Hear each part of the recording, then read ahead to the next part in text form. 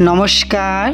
আজকে আমাদের অসহায় পরিবারের এক সদস্য বা আমার 150 জন সন্তানের একজন, আমার স্টুডেন্টদের একজন, মানে আমার সন্তান নমিতা রায়ের শুভ জন্মদিন। যদিও জন্মদিনের জন্য আমরা কেউ তৈরি ছিলাম না, হঠাৎ করেই ও বললো স্যার আজকে আমার জন্মদিন, তো চাইলাম একটা সারপ্রাইজ হয়ে যাক। যেহেতু নমিতার ব্যাপারে একটু বলে নিই সবাইকে, ও বলে এই কথাটা ওকে ছোটো করছি না, জানা দরকার মানুষের। নমিতার বয়স যখন 3 মাস তখনই ওর মা মারা যায়।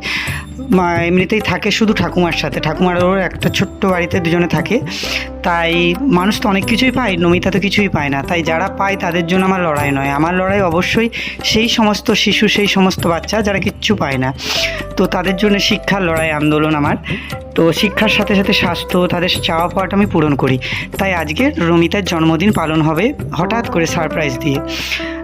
এই কাজের জন্য সাহায্য করেছে মেঘালয় থেকে স্নেহাশিস দাস মহাশয়, শুভ ভট্টাচার্য মহাশয়, অলোক ঘোষ মহাশয় কলকাতা, রাজু বেরা মহাশয়। এছাড়া আছে অন্যান্য আমার সহযোদ্ধারা, যারা সব কিছুতে এগিয়ে আসে। মঙ্গলি ওকে নতুন জামাটা পরিয়ে দিল, জামাটা আমি দুপুরবেলায় হঠাৎ করে কিনে নিয়ে চলে এলাম ওকে না জানিয়ে। তাহলে ওর জামা পরানোর পর বাচ্চারা হুড়াতাড়া করছে, ওর কেক কাটা হবে। নমিতা নিজেই জানতো না, ওর ঠাকুমার শরীরটা খারাপ, তাই ওর ঠাকুমা আসতে পারলো না। ওর ঠাকুমা আসলে খুবই ভালো হতো। মঙ্গলি সাহায্য করছে, রেখা মামি সাহায্য করছে মোমবাতিগুলো জ্বালাতে।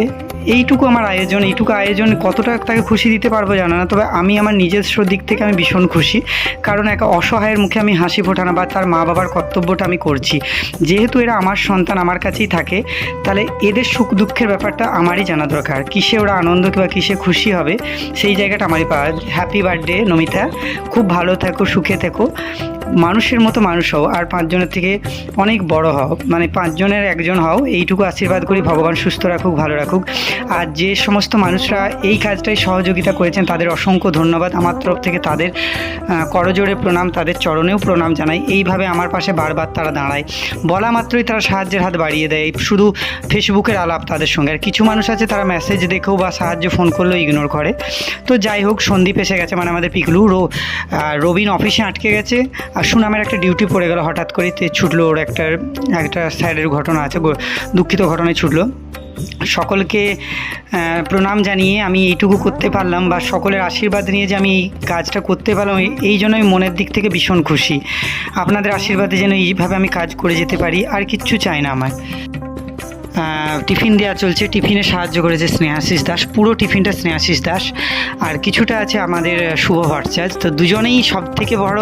হঠাৎই বললাম, আমি 3:30টার সময় সকলকে মেসেজ করেছি, অলোক দাস, স্নেহাশিস দা, শুভ, রাজু দা, প্রত্যেককে, শুভমিল দা, আর সকল যারা দিয়েছেন সকলকে, আমার সকলের নাম হয়তো বলতে পারছি না, তো প্রত্যেকে এগিয়ে এসছেন।